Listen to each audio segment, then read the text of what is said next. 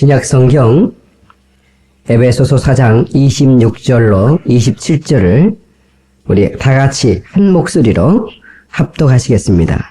시작. 분을 내어도 죄를 짓지 말며 해가 지도록 분을 품지 말고 마귀로 틈을 타지 못하게 하라. 아멘. 다시 한번 같이 할까요? 시작. 분을 내어도 죄를 짓지 말며 해가 지도록 분을 품지 말고 마귀로 틈을 타지 못하게 하라. 아멘. 할렐루야. 이 성스러운 주일 아침에 주의 전에 찾아와 예배하는 사랑하는 성도들에게 하나님의 은혜와 축복이 함께 하시기를 예수의 이름으로 축원합니다. 옆 사람 인사하시다. 오늘 예수님 음성 듣고 예수님 만나고 갑시다 하고 인사하십시다. 하나님은 우리를 인격적으로 만나주십니다. 우리 군대 갔다가 우리 천유가 나온 우리 정형제 반가운데 훈련소에서 저도 참 보고 배가 고프더라고요. 그래서 담 넘어 논살면서 담이 굉장히 높거든요. 담 넘어서 가게에 서크파이 사서 먹고 넘어온 기억도 나는데 이런 일이 있었답니다. 한 친구가 아마 훈련소에서 배가 고팠던 것 같아요. 그래서 담을 넘어서 방을 실컷 먹고 한 입 물고 또 주머니에 넣어가지고 이렇게 이제 담 넘어오는데 사단장이 이제 이렇게 그쪽을 돌다가 이렇게 오는데 그 친구는 그냥 좀 약간 어두컴컴하니까 막 뛰어다가 사단장하고 부딪혔어요. 그래가지고 그냥 빵 든 거 그냥 쏟아졌다고. 예? 사단장이 보니까 담을 넘어오는 거 봤거든요. 예. 너 이놈! 너 영창 가고 싶냐? 이제 그랬다고요. 왜? 담을 넘어가는 건 탈령이거든요. 영창 간다고요. 예. 너 누구야? 그러니까 이제 이 사단장이 자기한테 이제 누구야 그러니까 간등선면을 대야 되거든요. 예, 이명 김정현 이렇게 딱 대야 되거든요.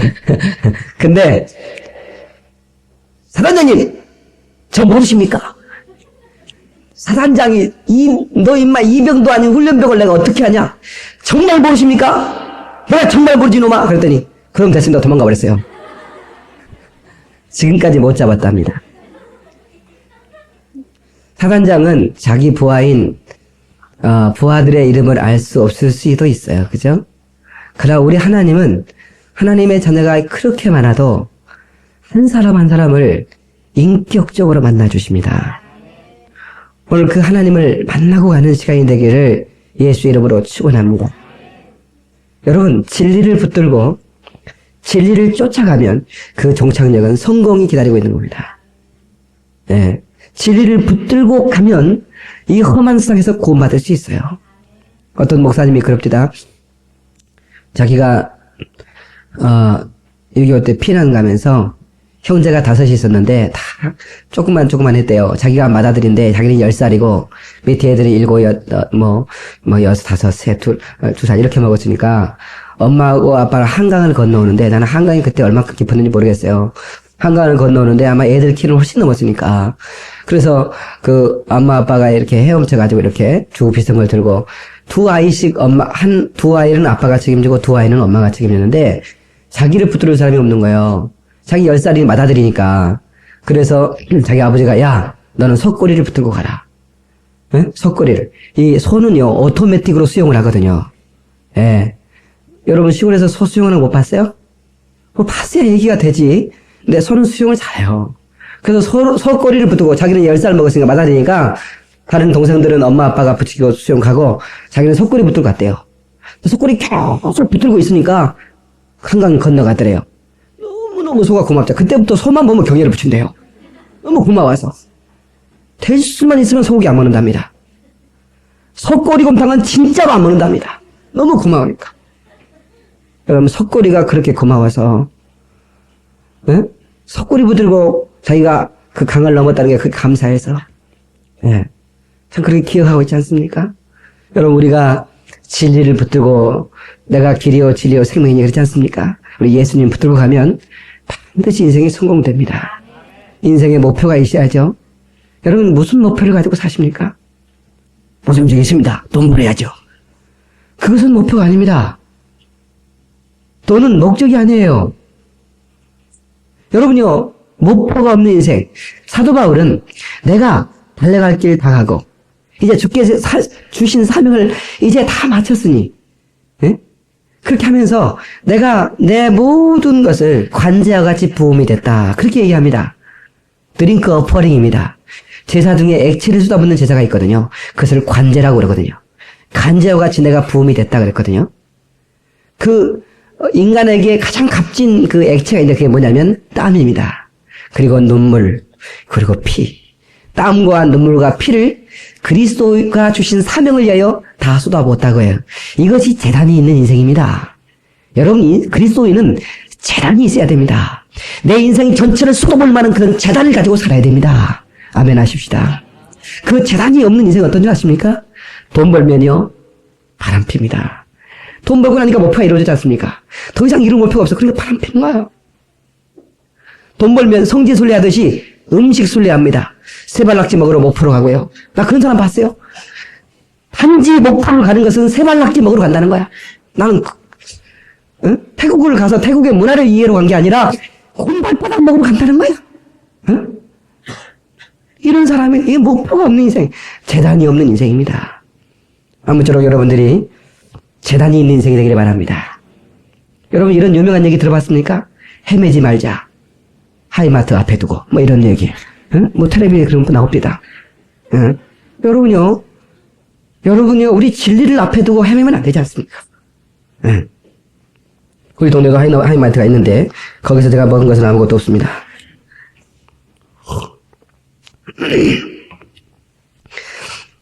오늘 말씀의 제목은 Pacify Anger, 분노를 다스려라. 상감시 구탄입니다. 상한 감정의 치료의 메시지를 들으면서 저는 여러분들의 영혼이, 여러분의 내면의 심령이 저는 치료받고 있다고 확실히 믿습니다. 전 제 자신이 이 내적 치유의 메시지를 전하면서 제 자신이 많이 변한 것을 봅니다. 제가 이 메시지 전하면서부터 정말 내가 과거에도 사람이 좀 괜찮았지만 여러분 어떻게 생각하세요? 내가 좀 괜찮아진 것 같아요. 그리고 특별히 변하는 게 이제는 분이 나질 않아요. 우리 집사람한테 물어보세요. 제가 분내는 게 되겠는지. 이제는 내가 분을 내가 전에는 목사지만 화가 날 때도 있고 화를 낼 때도 있는데 화가 나질 않아요. 화를 다스릴 수 있는 그런 힘이 내면에서 이렇게 올라오는 것 같아요. 그게 그렇게 감사할 수 없어요. 근데 우리는요, 우리 그리스도인들이 정말 이 분노를 다스리지 못하면 이 분노 때문에 죄를 짓고 이 분노 때문에 마귀가 틈타거든요. 이 분노 때문에 마귀가 틈타요. 그래서 오늘 너희가 분을 내되 해가 지도록 품지 말고 죄를 짓지 말고 마귀가 틈타지 못하게 하라 그랬어요. 한번 합시다. 마귀가 틈타지 못하게 하라. 예, 여러분 얼마 전에 저는 끔찍한 사건을 뉴스로 들은 적이 있었어요. 신혼 부부가 저 강원도 어느 이 산비탈에서 이 총에 맞아 죽었어요. 아주 좋은 차인데 그랜저를 타고 이렇게 신혼여행하던 부부가 총에 맞아 죽었다고. 예, 보니까 사냥총이에요, 사냥총. 엽총에 맞은 거예요. 나중에 그게 1년이 넘게 지나서 범인이 잡혔어. 참 경찰들 참 훌륭한 분들이 어떻게 우리 잡았는지 모르겠어요. 잡았는데 나중에 사건을 조사해 보니까 남자 2명이 사냥을 하러 갔다니까, 사냥을 하러. 예. 엑센트인지 뭔지 그런 차 있지 않습니까?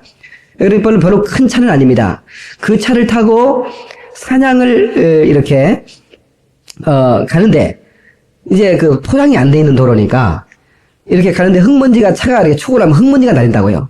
근데 그런 차가 자기 차를 흙먼지를 확 날리면서 추월을 한 거예요. 그러니까 앞이 잘 안 보이잖아요. 화가 나요. 그래서 이 차가 다시 한번 추월을 했어요. 예. 그럼 계속 먼지 마시고 하니까. 그러니까 이제 신혼부부 이 친구들도 자기 보니까 자기 차가 더 좋은데 이 조그만 차가 또 추월하잖아. 그래서 또 자기 또 추월한 거야. 두 번째 추월하니까 이 사람들이 분노가 생긴 거야. 분을 참지 못하게 옆집을 갈겨버린 거야. 그래가지고 신혼부부가 정말 인생을 설계하러 여행 갔던 그 부부가 거기서 죽었어요. 그 분노를 참지 못함으로 이렇게 비극적인 사건을 맞게 된 것입니다.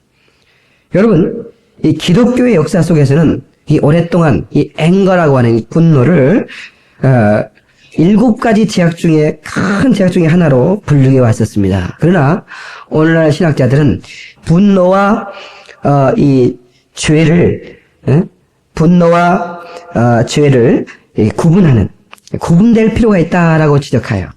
예, 다시 말하면 이 분노라는 감정도 하나님이 주신 거라는 거예요. 예, 성경에 사랑이라는 단어가 몇 번이나 나올 것 같아요? 사랑이라는 단어가 한 350번 나옵니다. 그러면 분노라는 단어는 몇 번이나 나올 것 같아요? 알아맞으면 하와이 3박 4일 좀 보내줄 텐데 450번이 나옵니다. 여러분, 사랑보다 더 많은 이 분노라는 단어가 나오는데 그 중에 3분의 2는 하나님의 분노가 나옵니다. 하나님도 분노하죠.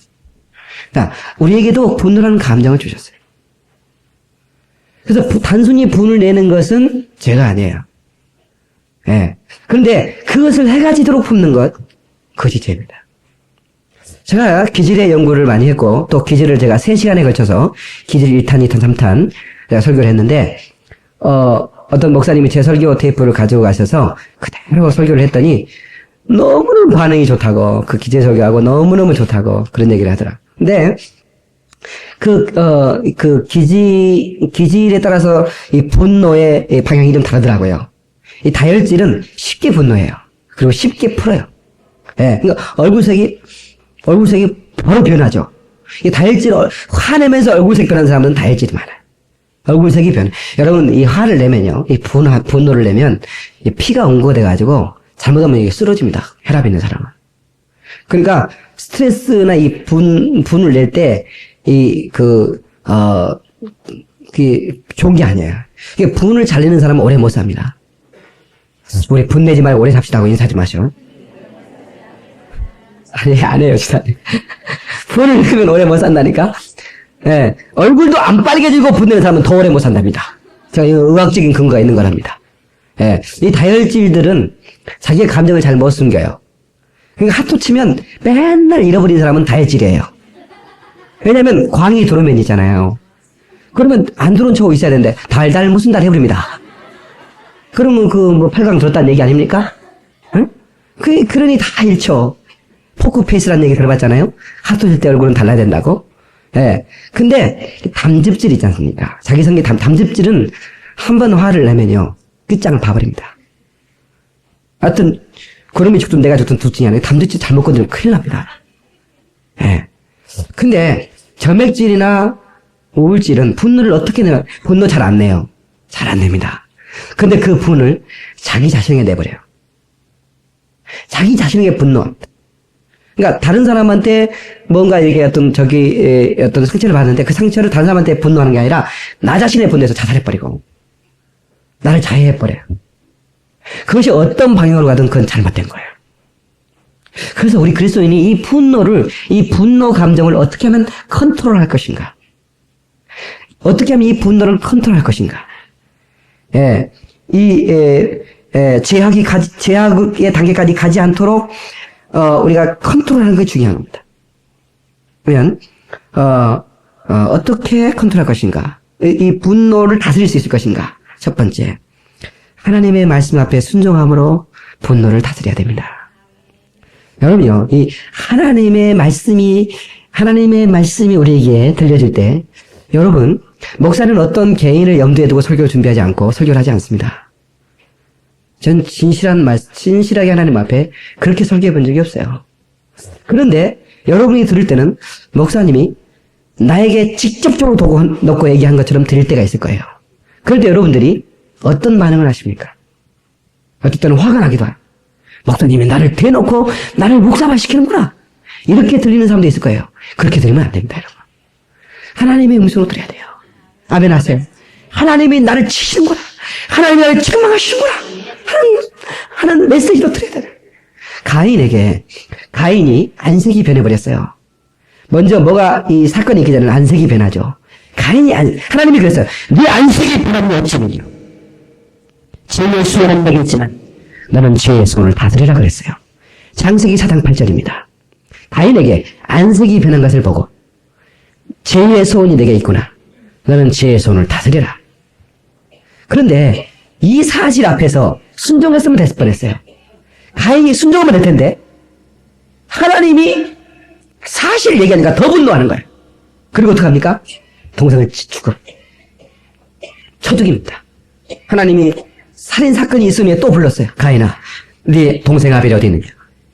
그때 또 분합니다. 내가 동생을 지킨 자입니까? 내가 보디가드입니까? 이렇게 얘기하는 거야. 그래서 이건 하나님 앞에 사실을 얘기할 때, 여러분요, 사실을 얘기할 때 순종합니다. 그래서 우리는 하나님의 말씀이 내 자신을 벌거벗긴 채로 나를 드러낼 때가 있어요. 그때 여러분 하나님 앞에 진실로 순종하면서 여러분들이 그 아름다운 어떤 그런 반응을 보일 수 있기를 주의 이름으로 축원합니다. 헬라어로 이 분노라는 단어는 두 가지입니다. 하나는 두모스, 하나는 오르게. 이 두모스는 그 낙엽이 타서 금방 꺼져버리듯이 그냥 사라지는 분노를 두모스라 말하고, 이 오르게라는 말은 그 분노를 쌓아놓는 걸 말합니다. 계속 분노를 쌓아놓는 거예요. 성경 분명히 말합니다. 분노를 쌓아놓지 말라는 거예요. 당장에 네가 분노할 수 있고, 여러분 분노 가운데 의분이라는 것도 있습니다. 의로운 분노. 예수님은 의로운 분노를 했죠. 그래서 막 성전에서 비둘기를 파는 자, 돈 바꾸는 자, 그런, 네가 강도의 구레를 만들었구나 하고, 막, 예수님이 막, 완전히 다 뒤집어 엎었어요. 막 엎어버리고, 막, 발로 막 입다 옆으로 쳤는지도 모르겠어요. 응? 제 눈이 이스라엘 눈 같지 않습니까? 이 의분이라는 거 있지 않습니까? 의분. 그런 것도 있어요. 사실은 두려운 거죠. 여러분, 사실이란 건 두려운 겁니다. 우리 학생들이 요즘 실업난이 있어요. 그래서 졸업을 해도 20%도 지금 취업이 안 된다는데 가슴이 아파요. 젊은이들이 이제 학교를 마치고 이제 사회에 힘있게 진출해야 되는데 그 문 앞에서 자살하고 힘들어하고, 그런데 진짜 그 사실이 두렵기 때문에 학생 신분을 더 유지하고 싶은 마음들이 있어요. 학생들에게는 그래서 휴학해놓고 학교 가버리고 군대 가버리고, 또 이제 어떻게 하면 학생 신분을 더, 왜 학생은 잘못해도 돈을 못 벌어와도 용납해주는 사회잖아요. 그러니까 이제 어떤 그런 그 학생 신분을 더 이렇게 유지하고 싶은 그런, 왜 사실이 두렵기 때문에, 이 험한 세상과 맞닥뜨리는 이 사실, 졸업하고 나가면 맞닥뜨려야 되니까 그 사실이 두려운 거예요. 그러나 우리는 사실과 직면해야 되겠죠. 그렇지 않습니까? 사실을 얘기하는, 사실은 두려운 거니까. 여러분요, 사실을 얘기하면 사람들은 분노합니다. 여러분, 서울에서 계속 산 사람한테 야, 너 촌놈이지? 이러면요, 웃습니다. 절대로 분 안 냅니다. 서울 사람한테 촌놈아? 그러면 분 안 내. 나 같은 촌놈들한테 야, 촌놈 그러면 열받아 버립니다. 왜? 사실이니까. 공부를 잘해서 PhD 학위 받고 박사학위 받고 이렇게 학위 받는 사람들한테 이 불황무식한 놈 그러면요 웃습니다. 절대로 화 안 냅니다. 근데 공부하고 싶어도 내가 부모님이 집안이 어려워가지고 공부도 못해가지고 지금 어려운데 나한테 무식하다, 이건 막 뒤집어져 버립니다. 그 사실이거든요. 머리 붓겠는 사람한테 머리 붓겠다는데 나한테 대머리면 뭐 나는 머리수가 많은데 뭐 열받겠어요? 근데 앞에 부족한 분들한테 거시기 하면 거시기 큰일 납니다. 그러니까 사실을 얘기하면 사실 앞에 우리는 분노하게 돼 있어요. 자기가 목소리도 별로 좋지 않아. 자기는 풀이 마른다가 되겠대. 그러면요, 사실을 얘기해야 되거든요. 사람들은 얘기 안 합니다. 왜? 분노하니까. 그럼 뒤가 속독속합니다. 나는 얘기합니다. 당신은 음악에 재능이 없는 것 같아. 당신의 재능을 찾아봐야지. 얘기하죠. 이 사람은 이게 길이 아닌데 누구나 하나도 얘기를 안 해. 사실을 얘기해줘야 되는데 나는 얘기하죠. 자네는 이 길이 아니야. 자네 이 길로 가야 돼. 사실을 얘기해줘야 돼. 그럼 처음에는 막 분노하시죠. 아, 목사님 나를 무시하는 걸까? 절대로 그렇지 않습니다. 여러분 공부를 못하는 사람한테 공부라고 해보세요.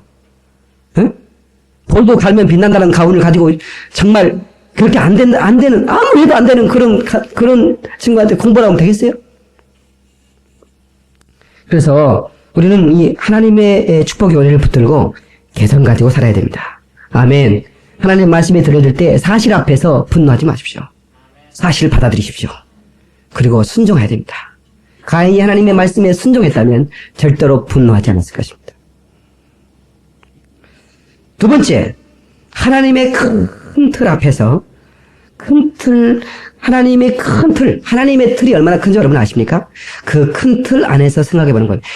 여러분, 이 얘기 정말 중요합니다. 제가 지금 목이 상태가 별로 안 좋아서 목소리가 좀 갈라져 있지만, 내용만큼 너무너무 중요하니까 은혜 받으셔야 됩니다. 여러분, 큰 틀 안에, 나를 놓고 생각하면 절대로는 분노하지 않습니다. 여러분, 사람과의 관계 속에서 가장 고통스러운 단어가 있습니다. 그게 뭐냐면, 하필이라는 단어입니다.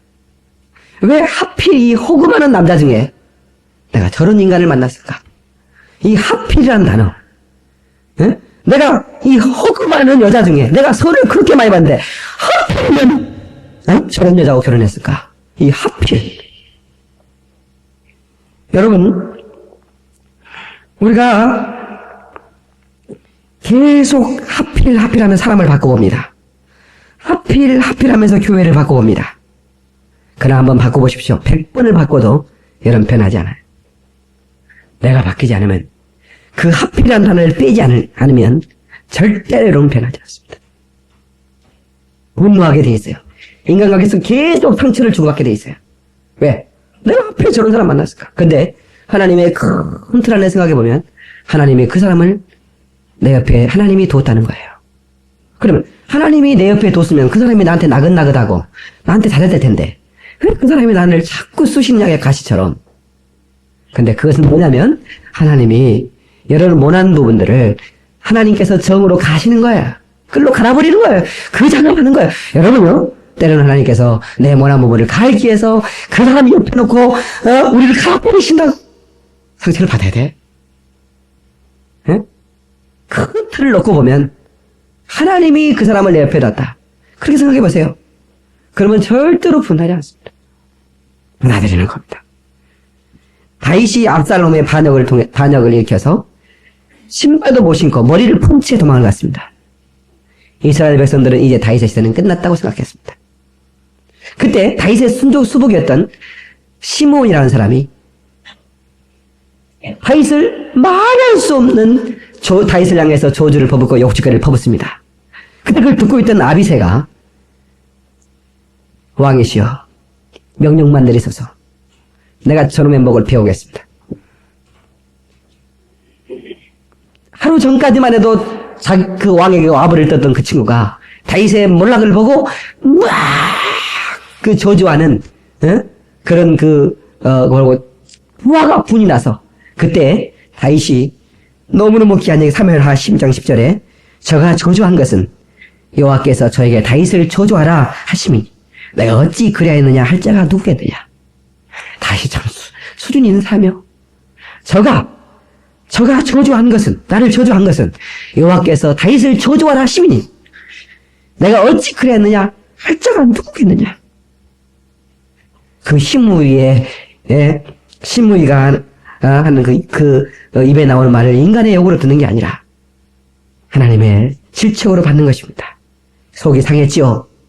그러나 접수하는 것입니다. 받아들이는 겁니다. 여러분, 우리 인간의 수준에서는 나에게 상처 주는 사람을 사랑할 수는 없을 수 있어요. 그러나 그를 긍휼히 여길 수는 있어요. 아멘 하십시다. 좀 큰 틀을 놓고 보면요, 그 사람, 나에게 쑤시고 가시처럼 하는 사람은 그 사람 하나님이 내 곁에 뒀다고 생각해보세요. 내 모난 부분을 갈기 위해서. 그러면 그 사람에게 내가 분노하지 않아. 요셉 보십시오. 성경에 상처를 가장 많이 받은 사람이 요셉이죠. 그 요셉이라는 인물은 너무너무 많은 상처를 받았어요. 예. 한번 생각해 보세요. 형들이 판 것도 얼마나 큰 상처를 받았겠어요. 응? 아버지 심부름을 형들에게 음식 갖다 주러 갔는데 자기 팔아버려. 인신매매로. 얼마나 억울했겠어요. 구덩이에 빠져놨어요. 그 다시 또 꺼내서 또 팝니다. 그때 형들의 이름을 찬찬히 부릅니다. 네 형 막 불러요. 뒤돌아보자면 웃으면서 가는 형들을 바라봤을 때 요셉이 얼마나 분했겠어요. 근데 요셉은 신앙이 있었던 사람이에요. 여기에도 뭔 뜻이 있겠지. 다 자문합시다. 여기에도 무슨 뜻이 있겠지. 하나님의 뜻이 있겠지. 요셉이 핸섬했다고 그랬어요. 요셉의 엄마가 누구예요? 야곱의 부인이었던 더 이쁜 여인 라헬이었어. 그러니까 엄마 닮아서 예뻤겠지. 요셉이 핸섬하게 자랐다고 성경이 표현하고 있어요. 그랬더니 그 요셉이 성실하고 핸섬하니까 보디발 장군이 전장에 나갔을 때 보디발 부인이 요셉을 유혹했다고. 응? 헤이 요셉, 연애 한 번만 하자고. 요셉이가 뿌리치면서 나갑니다. 난 하나님의 본 앞에서 범죄할 수 없다고. 응? 옷자를 붙들고 있다가 옷을 벗어버리고 나가버렸어. 여러분 지금도 중동 사람은 속옷 입어 안 입어? 안 입습니다. 4,000년 전에 뭐 입었겠어요? 한번 생각해보세요. 그냥 겉옷 벗어버리면 빨리. 그러니까 너무너무 부끄럽고 수치스러우니까 그 보디발의 부인이 저놈 잡아라, 저놈 잡아라, 저놈이 나 강간하다가 내가 소리 지르니까 도망간다. 그랬다. 그러니까 종들이 달려와 보니까 한 놈은 뻘거보고 도망가고 한 사람은 옷 가리고 있고 알리바이가 확실한 겁니다. 곧 보디발 장군이 돌아왔어요. 얘기를 듣고 나서 저놈을 오게 가더라. 저놈을 오게 가더라 그랬어. 근데 여러분 보디발 장군 부인 보세발 장군이 보디발 장군 부인을 유혹해서 강간미수를 했다면 감옥에 가야 돼요. 그러나 요셉의 신분은 노예입니다. 그 정도 범죄는 단칼에 목을 패야 돼. 감옥에 안 보냅니다. 근데 보디발 장군은 알았어요. 성경에 거기까지는 안 나와. 근데 딱 보니까 보디발 장군이 꼭 이랬을 것 같아. 요셉이 그랬겠어? 지가 꼬셨겠지. 틀림없이. 보디발 장군 그걸 아니까 감옥에 가더라고 그랬어. 근데 요셉은 거기에도 하나님의 뜻이 있겠지. 참, 이게 훌륭한 거예요. 하나님의 큰 틀 안에서 생각하니까 분노하질 않아. 그러면 권력의 자리에 앉았어요. 응? 1인지와 만지상 총리 대신 자리에 앉았어요.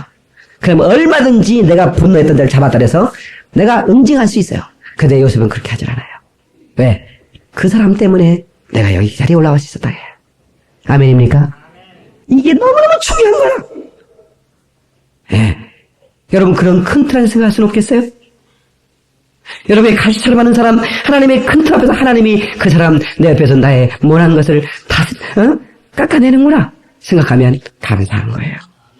할렐루야. 여러분 그렇게 우리는 생각하시고 그러면 여러분 매사에 분을 이기게 될 줄로 믿습니다. 세 번째, 내적 치유를 받으면 돼요. 내적 치유를 받으면 분노가 사라지고 강같은 평화가 심령에 임합니다. 그래서 우리가 내적 치유 메시지를 전하는 거 아닙니까? 여러분, 그 신앙이 좋은 한 분이 이 경제 뭐죠? 이렇게 건설을 하는 데로 가서 북한 사람하고 같이 이렇게 건설을 하는 일도 하고 이렇게 하는 분인데 그분이 마음속에 내가 하나님께서 나를 북한으로 보낸 것은 나한테 복음을 전하라고 보낸가 보구나 해서 나한테 말을 걸거나 나한테 부탁을 하는 사람이 있으면 내가 복음을 전해야지. 그게 마음을 먹고 있는데 북한 사람이 여전히 말을 안 걸더래. 1년이 지났는데도. 근데 1년 지나니까 좀 마음을 열면서 남한동무 남한에서 유행하는 유행가 좀 가르쳐 주시라요. 그러더라는 거야. 그때 이제 유행가 사표 한 장 시켜놓고 뭐 이런 거 있지 않습니까? 뭐 사랑은 아무나 하나 이런 거 가르칠 수 있잖아요. 근데 그거 가르쳐줄까 싶다가 바짝 그런 생각, 내가 여기 북한에 와서 올 때 내가 복음을 전해야지 그런 생각을 했었습니까? 이때 내가 복음 전할 기회를 주신 거야. 그러면서 이렇게 생각하고 있는데 굿 아이디어가 생각이 나더라. 내게 강같은 평화를 가져야겠다. 이 내게 강같은 평화는 기독교적인 냄새가 거의 없습니다. 내게 강같은 평화? 내게 강같은 평화? 넘치네. 그럼 끝나요. 내가 그러니까 그러면 이제 그래서 북한 그 친구한테 이 남한에서 1000만 명이 애창하는 노래라고. 1000만 명은 우리 기독교인 아닙니까? 1000만 명이 아주 수십 년 동안 지금 애창하는 노래가 강같은 평화인데 한번 불러보라고. 근데 한 가지 고민이 뭐냐면 중간에 할렐루야 이거 해야 은혜가 되거든요. 응? 우리 강같은 평화 한번 해보자.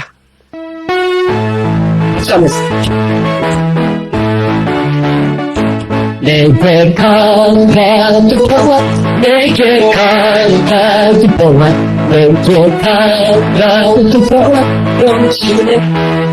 할렐루야. 내게 강같은 평화, 내게 강같은 평화, 내게 강같은 평화 넘치네.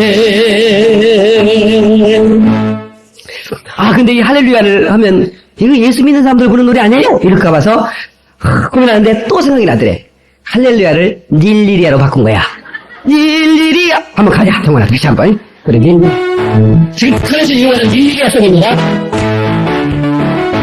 내게 가까운 릴리아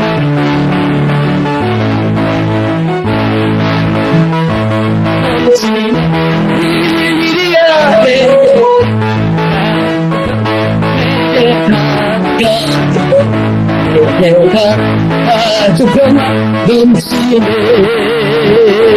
할렐루야. 최근 북한에서 아주 선풍적인 인기를 끌는 릴리아송입니다. 이것이 1980년 전국 강사를 뒤엎었어. 이 찬송이. 요한 예슬러 목사님도 이 찬송으로 뒤집어 엎었습니다. 영국 강토를 뒤집어 엎었어. 이 짧은 찬송이 만등적이 있는 겁니다. 여러분의 심령에 강같이 흐르는 평화가 있기를 주의 이름으로 축원합니다. 할렐루야. 예. 여러분, 이 내적 추가 뭐냐? 여러분, 이제, 차의 유리창에 오물이 묻어 있으면, 어떻게 합니까? 얘를 닦죠.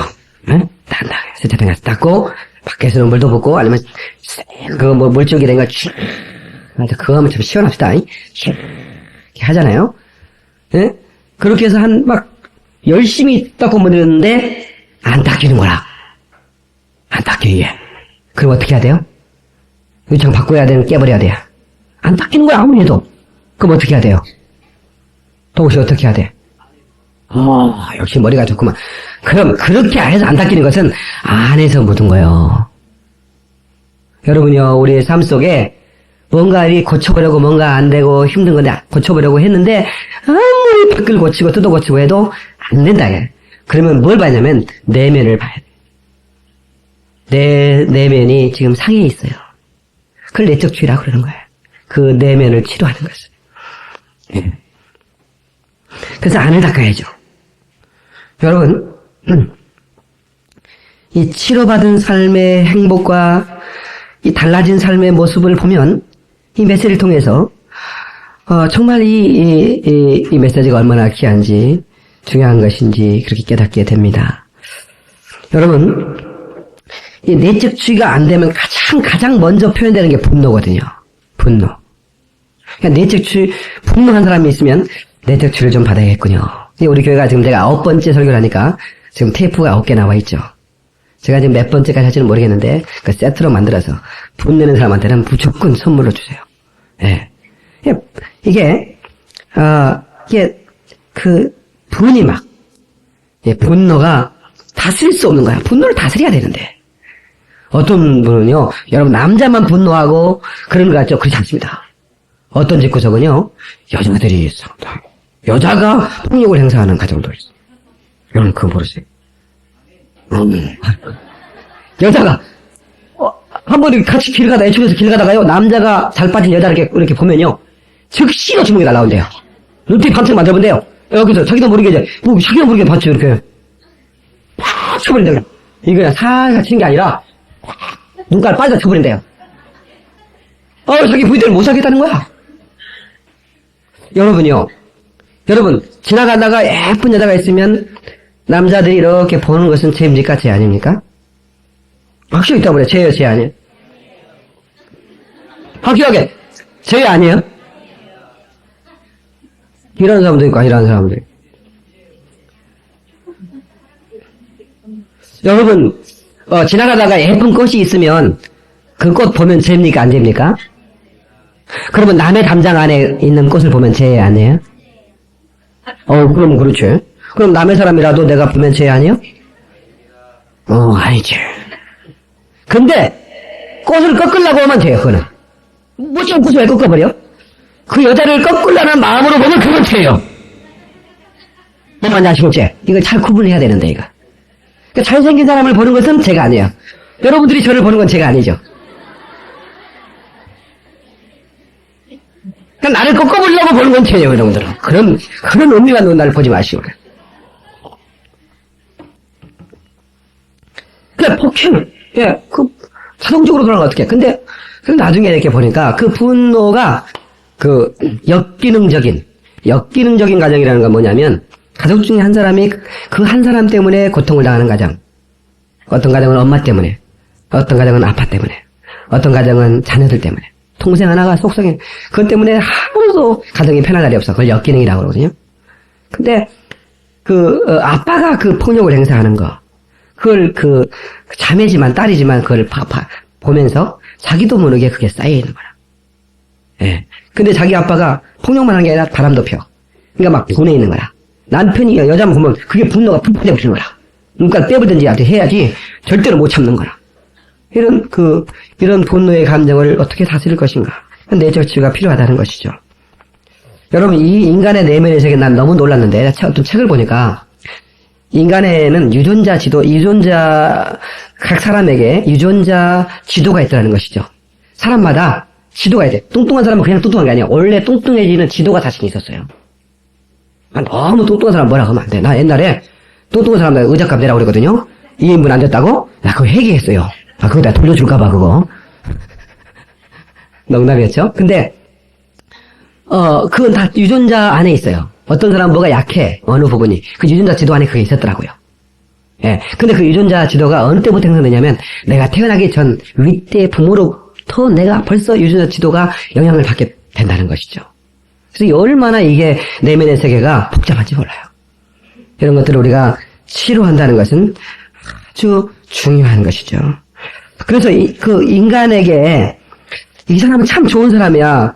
저 사람이 사실은 좋은 환경에 자랐기 때문에 좋은 사람이, 어떠면 악한 환경의 사람이면 그 사람이 악이 드러나게 돼 있어요. 제가 전에 몇 년 전에 내가 얘기한 적이 있는데, 우리 선배 목사님 친구가 너무너무 착한 애예요. 진짜 여자들 앞에서는 말도 한마디 못하고 얼굴이 빨갛게 돼가지고 너무너무, 그리고 세상 그렇게 착할 수가 없어. 그때 그 친구가 군대 가지고 올남전쟁에 갔다 왔어요. 올남전쟁에 갔다 왔는데 올남전쟁에 참여하고 와서 이 친구가 사람이 달라졌다는 거야. 딱 무슨 미군 그 검정 물들인 거 군복바지 딱 이렇게 입고 만나는 데서 만났는데요. 뭘 하나 선물로 가져왔다고 이렇게 내놓는데 안두콩인 줄 알았대요. 안두콩 같은 걸 이렇게 말려가지고 이렇게 목걸이 만든 줄 알고, 야, 기념이다 주더래.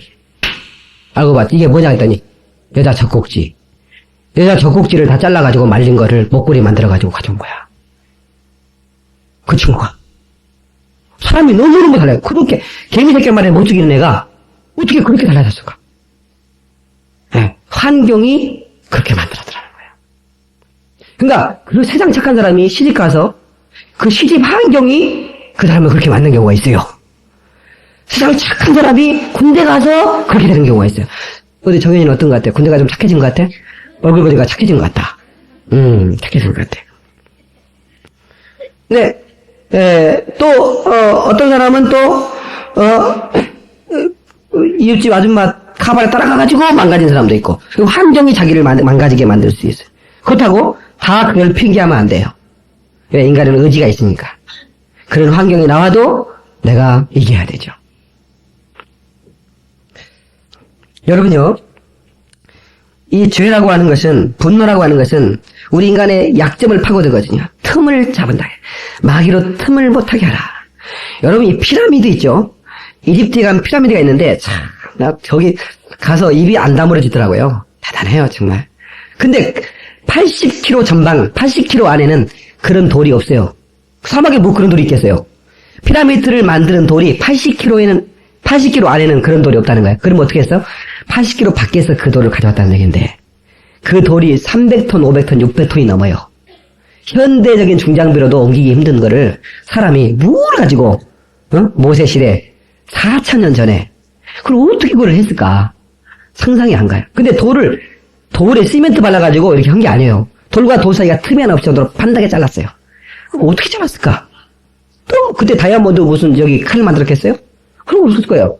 그 나중에 그 다큐멘터리로 보니까 그 사람들이 저걸 구멍을 뚫어가지고, 그 다음에 나무를 넣어요, 나무를 넣고 물을 줘요. 그러면 나무가 습기에 불어오면서 돌을 쪼개는 거라. 이게 틈이라는 거예요, 이게 틈. 돌이, 그 틈으로 그 거대한 돌이 쪼개지는 거라. 일렬로 해가지고 구멍 뚫고 나무 심어놓고, 나무가 심으면 그게 쫙 쪼개진대요. 그렇게 해가지고, 그래가지고, 그거를 또 갈고 해가지고 그걸 하나하나 끌고 와서 그걸 쌓은 거라. 대단한 거죠. 이 틈이라는 게 이렇게 마귀는 우리가 틈을 보고 있는데 분노할 때 들어와 버려요. 분노할 때 여러분요 정말 분노를 잘 잠재우세요. 내적 치유가 안 되면 분노를 잘 내요. 아 내가 분노를 내면요 또 내가 내적 치유가 안 됐구나 생각해야 돼요. 하나님의 큰 틀을 생각하면 우리가 이길 수가 있지 않겠어요? 예. 그래서 우리가 이것과 싸워야 돼요. 정말. 그래서 정말 내가 내면에 강한 어떤 그런 힘을 가지고 그런 그 분노를 몰아내고 다스릴 수 있는 힘이 있기를 주의 이름으로 축원합니다. 예, 네 번째. 성경적 인간관을 가져야 됩니다. 참 이거 중요한 얘기입니다. 인간은 누구냐? 인간은 하나님의 사랑받는 하나님의 형상으로 지음받은 하나님의 형상의 모양으로 지음받은 하나님 닮은 사람이라 그래요. 얼마나 귀한 존재입니까? 특별한 존재입니다. 그렇게 여겨주셔야 됩니다. 그 다음에 인간은 또 죄인입니다. 죄인과 동시에 환자입니다. 마귀가 우리를 그렇게 만들었어요. 분노하게 만들고 그렇게 만들었다고. 그러니까 사람을 볼 때 하나님의 형상으로 지음받는 하나님의 형상의 모양으로 지음받는 사람이야. 그렇게 귀하게 여겨주시고 그 다음에 이제 긍휼히 여겨줘야 돼요. 저는 죄인이니까 환자니까. 남편이 밖에 나가 스트레스 받고 안에서 풀어버립니다. 부인 기다리고 있는데 밥도 해놓고 찌개도 끓여놓고 기다리고 있는데 남편이 오자마자 화내 화를 냅니다. 그러면 받았으니까 어떻게 나도 줘야지. 그럼 비수처럼 여자들이 힘이 없으니까 말은 세거든요. 여자들은 말 빠른 남자들이 못 이겨요. 유치원 제가 운영할 때 보니까 남자애들은요 뛰어 빠방 뛰어 이렇게 노는데 여자애들은 막 말장난 말 끝말이 끼는 거 있지 않습니까? 그렇게 놀아요. 그러니까 그렇게 노는 여자들하고 남자도 말하고 싸움에서 이기겠습니까? 그러나 으씨 이렇게 하는데 여자들은 아이고 놀고 있네 지까지 남자라고 때려봐 이러거든. 여러분이 그 비수처럼 야 너 같은 게 남자냐 이게 막 이렇게 막 완전히 나 자존심 뭉개버리죠. 그러니까 이제 주고받았어요. 분노가 주고받은 그러니까 막 주고받은 거예요. 근데 그렇게 하면 남편은 치료받아야 할 환자라. 분노하면 치료받을 환자구나. 막 엄청나게 막 돈을 막 엄청 내면 중환자구나 이렇게 생각하면 되고. 이거 뭔지 아시겠어요? 그렇게 하면요 불쌍히 여겨져요. 돈을 내면 불쌍히 여겨진다고. 그러면 그렇게 크게 올라가지는 않는다 그거예요. 예. 목사도 환자예요. 목사도. 목사도 내적 치유를 받아요. 어디 가면 목사 됐겠어요. 여러분 박영선 목사님 그 책 보니까 그럽니다. 목사는 목사 안 시켜놓으면 주인 성도 안 할 것 같으니까 목사 시켜놨다고. 내가 봐도 맞는 얘기 같아 좀. 맞는 얘기 같아. 목사 안 시켜놓으면 이 사람은 주일날 낚시로 가버릴 것 같아서 목사 시켜놓고 앉아있는 거야. 성가대원들, 주일학교 교사들, 뭐 이런 사람들은 성가대 지휘자나 뭐 이런 분들은 목사 안 됐으면 벌써 놀러 가버려요. 여기 성가대 아니. 그러니까 그러니 앉혀놓은 거예요. 그러니까 목사도 환자라. 어떤 그 책에 보니까 황성주 박사님인가? 그분이 내적주의 권자더라고요. 그분 책에 보니까 그런 얘기 했다. 자기가 여기서 순복음교회 가가지고 강의를 했대요. 강의를 했는데 그러면서 얘기를 했대요. 목사님들도 환자입니다. 여러분 목사님 또 여러분 상처받지 마십시오. 여러분이 조영기 목사님도 환자입니다. 그랬대요. 그랬더니요 난리가 났대요. 세계적인 주회종한테 환자라겠다고. 누가 저런 강사를 모셨냐고 막 하면서 막 그래. 제정신들이 아니더라는 거야. 응? 기능적으로는 세계적인 종이지만 내면적인 인격적인 것은 환자라고 해야. 응? 예. 집에 오면 다 벗고 싸고 그런 것이지 뭐 똑같은 거 아닙니까? 기능적으로는 세계적인 종이죠. 그러니까 내면으로는 똑같은 환자라고 해요. 끝내고. 여러분 모르지만요. 나 이거 텔레비 나갈까 봐서 조 목사님 내가 부목사님 얘기 들어보니까요. 목사들 앞에 쪼깃쪼깃 까버려요. 이 새끼 똑바로 결제 막 던져버리고요. 이러면 그거 못 봐서 그대로. 나 박사과정 같이 했거든요. 부목사님 한 분하고. 목사님, 달덩이 같은 목사님하고 같이 이렇게 사역을 얼마나 세계적인 종이 했더니, 아이고, 모시는 맞습니다. 부목사님 그렇게 아픈 앞에서 세워놓고 쪼이도 까버리는데, 이 새끼 똑바로 하라고. 그렇게. 이거 방송에 내버리면 안 되겠네, 이거. 아무튼, 여러분요, 정말, 이거 편집해야겠어요? 이거는? 그렇게 훌륭한 종을 이렇게, 그냥, 그렇단 얘기야. 그 부목사님이 얘기하죠. 사실이 아닐 수도 있지. 그 부목사님이 그냥 시험 들어서 그런 얘기 할 수도 있지. 아이, 그렇게 훌륭한 분이 그랬겠어? 예. 근데 또 그럴 수도 있어요. 원래 그렇게 크게 하시는 분들은 성격이 담즙질이거든요. 예, 센차는 거 못 봐요. 그러니까 막 그렇게 하는 거예요, 사실. 예. 이거 환자예요. 예. 그러니까, 우리는, 정말 이 환자라고 생각하면요. 절대로 우리는 화가 나지 않죠. 그렇지 않습니까? 남편이 화나요? 아이고, 환자니까. 내가 돌봐줘야 되지. 내가 이게 이해해주고 내가 섬겨줘야지. 그렇게 생각한다. 예. 앞으로 우리 교회에서는 꼭 그렇게 하십시오. 아멘 안 해요, 지금? 그렇게 하시오. 예. 이 상처 문제가 해결돼야 제가 보이기 시작합니다. 여러분, 한이 풀려야 내가 얼마나 어리석은 사람인지 깨닫게 돼요. 원래 분노하는 사람은 자기가 잘했다는 얘기 안 해요. 잘못했다는 얘기 안 합니다. 남이 잘못했다는 거야. 너 때문이라는 거야. 잘한 거예요. 그러니까 여러분이요, 접근을 그렇게 하면 안 돼요. 환자. 예. 여러분, 저도 교도소 우리 교회 가서 설교했지만 교도소가 설교하기가 참 어렵습니다. 저는 이게 웃기는 얘기도 좀 하고, 이게 부드럽게 해야 되는데, 어떻게 이 양반들 놓고 또 내가 그 얘기하면 상처받지 않을까 싶어가지고, 참 이렇게 힘들더라고요. 예? 근데, 참 그분들이 제일 좋아하는 얘기가 그래요. 여러분들은 재수없어서 여기 왔고, 우리는 재수가 있어가지고 안 붙들려가지고 밖에 있고 그렇습니다. 그러면 굉장히 좋아합니다. 당신들 죄인입니다. 이런 거 막 해버리면요. 내가 뭔 죄인이요? 유전, 무죄. 응? 무전, 유죄죄. 응? 돈 있는 놈들 다 나갔고, 막 이렇게 나와버려. 그러니까, 얼마나 억울하십니까? 이렇게 나가야 돼요. 그러면, 좀 억울해요. 그렇지만 나 죄인이지, 나 나쁜 놈입니다. 이렇게 나옵니다. 그러니까, 처음부터 막 그냥, 이렇게, 응? 환자들은 접근할 때, 자기가 상처가 있다고 인정할 때, 자기가 잘못이 있다고 인정할 때 치료가 돼요. 여러분, 정신병원에서 치료가 급속히 되는 사람 어떤 사람인지 아세요? 자기 자신이 정신병이 들었다고 생각하는 사람은 금방 치료받던데요. 근데 의사 앞에 놓고, 야, 미친놈아, 의사한테 미친놈이라고 해. 그 사람은 치료가 불가능해. 자기가 죄인이라고 생각해야, 환자라고 생각해야, 그게 치료가 되는 거야. 이런 게 분노한 사람은 자기가 또 환자라고 생각이 돼야 돼. 분노하면서, 내가 치료받을, 내적 치료를 받아야 할 환자구나. 이렇게 생각해야지. 내가 뭔 환자야. 쓸데없는 소리 말아. 그러면 이 치료가 쉽지 않아요. 치료가 쉽지 않습니다. 분노하면. 여러분, 크리스찬들이 상처가 많아요. 정신병원에 오는 사람들 중에, 상당수가 크리스찬이라는 거예요. 예. 그런데, 그 부분에 자기가 상처가 있다고 알기 때문에 금방 또 치료가 돼요. 우리 크리스찬들은. 그게 감사한 거죠. 우리는, 또, 이렇게 분노할 때 어떤 하나의 브레이크를 걸을 필요가 있어요. 아버지가 이렇게 분노하잖아요. 그럼 자식들은 어렸을 때 덜덜 떨고만 있어요. 막 깨버리고, 이 새끼들 뭐야! 딸 와! 막 하면서 막 차례대로 막 때리고 막 이렇게 하잖아요. 그러면 자식들은 힘이 없으니까 떨고만 있다고. 근데 나중에 커도요, 성인 아이라고 그랬죠? 내 안에 울고 있는 애가 있다고. 응?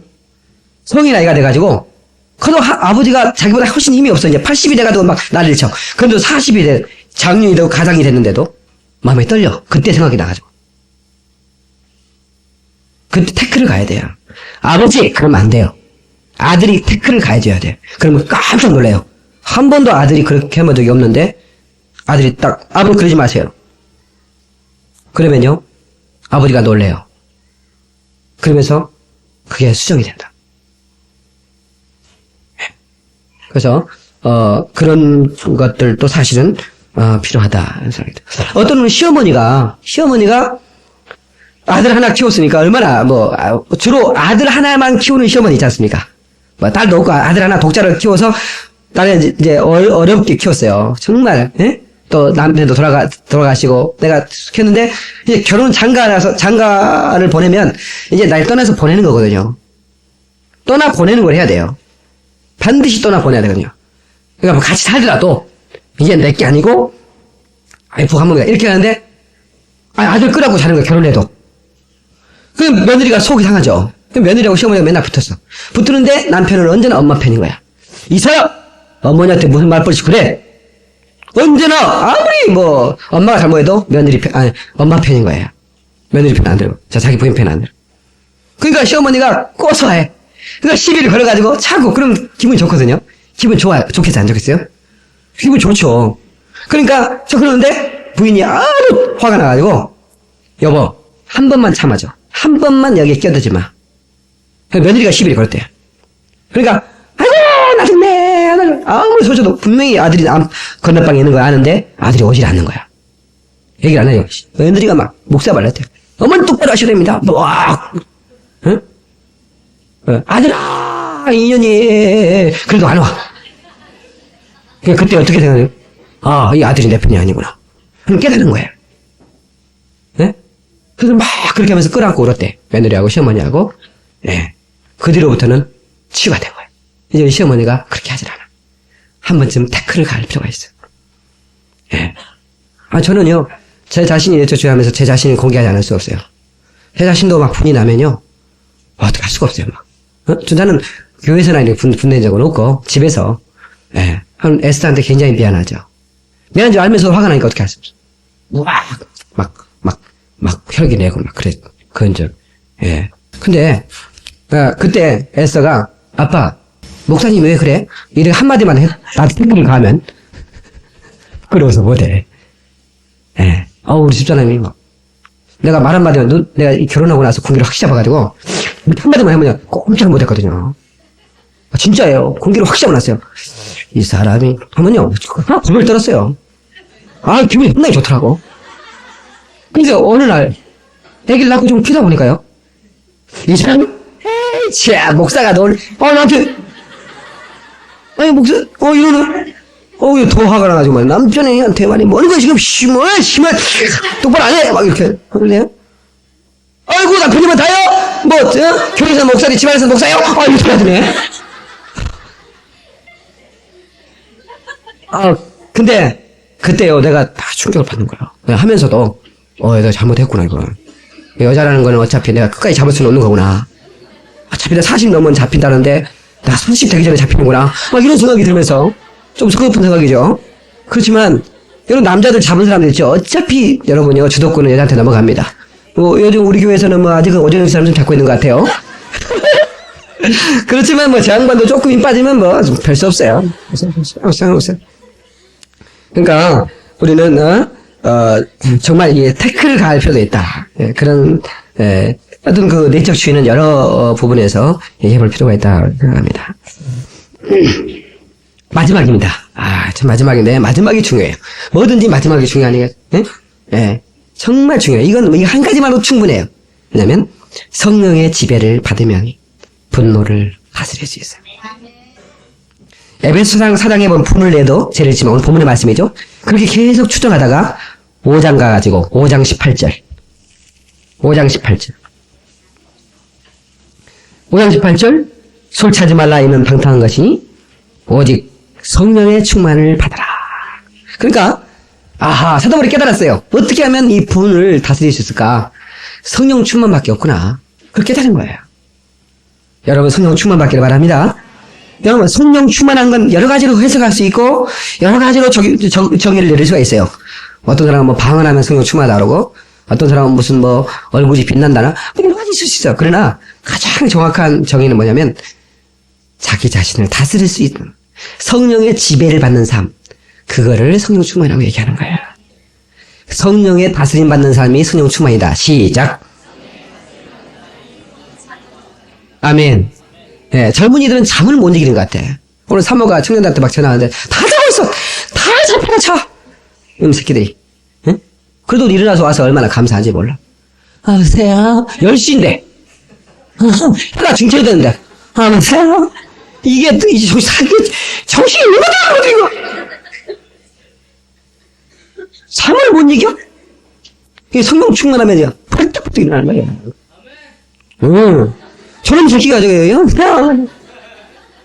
근데 내가 이해를 해야죠. 날밤 새면서 아르바이트하고 오니까 얼마나 이쁩니까. 그래서 영진이는 내가 좀 이해를. 그죠. 여러분, R.A. 토레이 목사님 모르겠어요. 여러분, 대천덕 신부님이라고 토레이 목사님이 있었죠? 돌아가셨습니다. 작년인가? 올해 초반에. 네. 그분 할아버지가 더 유명한 분입니다. R.A. 토레이 목사님. 무디 목사님하고 한 시대를 뒤엎었던 사람이에요. 무디 성경학교도 같이 세우고. 근데 그분이 하는 얘기가 나는 아침에 일어나서 성령 충만을 구하겠다. 성령 충만하지 않을 때는 어떤 결정도 하지 않겠다. 성령 충만하지 않으면 이기적인 결정이 하게 된다. 성령 충만하지 않을 때는 어떤 결정도 하지 않겠다는 거예요. 여러분, 이게 중요합니다. 성령 충만하지 않으니까 분노하는 거예요, 사실은. 성령 충만한 척 할 거 없어. 내가 분노하면 그 사람은 성령의 다스림을 받지 못하는 거야. 그래서 우리 성령의 충만 안 받고 성령의 지배를 받아야 돼. 여러분, 교회 안에서도 마찬가지예요. 형제를 용납하고, 사랑하고, 이해하고, 응? 섬기고. 다 그러면요, 내가 분낼 게 하나도 없는 거예요. 응? 나 자신의 부정만 보이는 거예요. 말씀했습니다. 여러분, 하나님 말씀에 순종함으로 분노를 다스리고, 하나님의 큰 틀에서 생각하고 분노를 다스리고, 내적 추를 통해서 분노를 다스리고, 성경적 인간관을 갖고, 그리고 여러분 성령 충만을 받아서 여러분 내면의 분노를 다스리는 능력 있는 성도가 되기를 예수 이름으로 축원합니다. 내 평생 분노를 다스리며 살리라. 내 평생 성령 충만하여 분노를 다스리며 살리라. 시작. 내 평생 성령 충만하여 분노를 다스리며 살리라. 다 같이 기도하시겠습니다. 우리 시간에 하나님 분노를 다스릴 수 있는, 정말로 내가 분노를 다스릴 수 있는 사람에게 해주십시오. 정말 진실하게 여러분 기도하실 거예요. 하나님 아직도 저에게는 분노가 남고 이 포도 감정을 쌓아놓고 하십시오.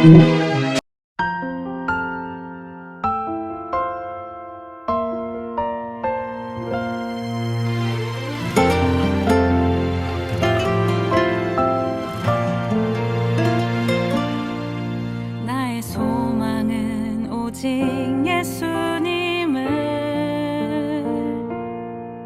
더욱 닮기를 원합니다.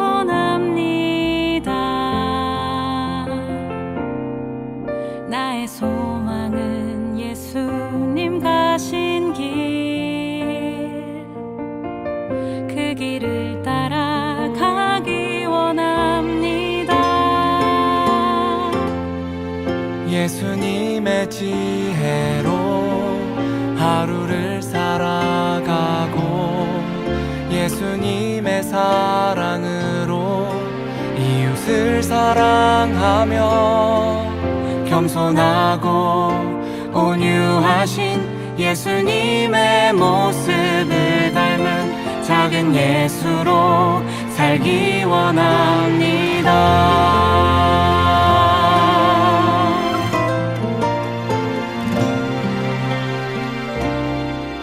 나의 소망은 오직 예수님을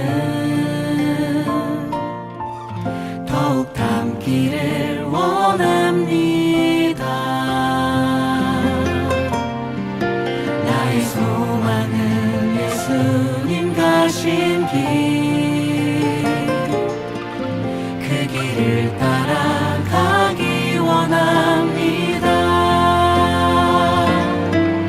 예수님의 지혜로 하루를 살아가고, 예수님의 사랑으로 이웃을 사랑하며, 겸손하고 온유하신 예수님의 모습을 닮은 작은 예수로 살기 원합니다.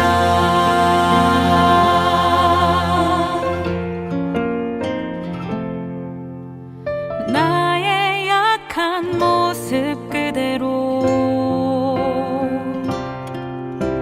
주님 앞에 나아갑니다. 내 힘으론 할 수 없으나 내 안에 주님 이루시네.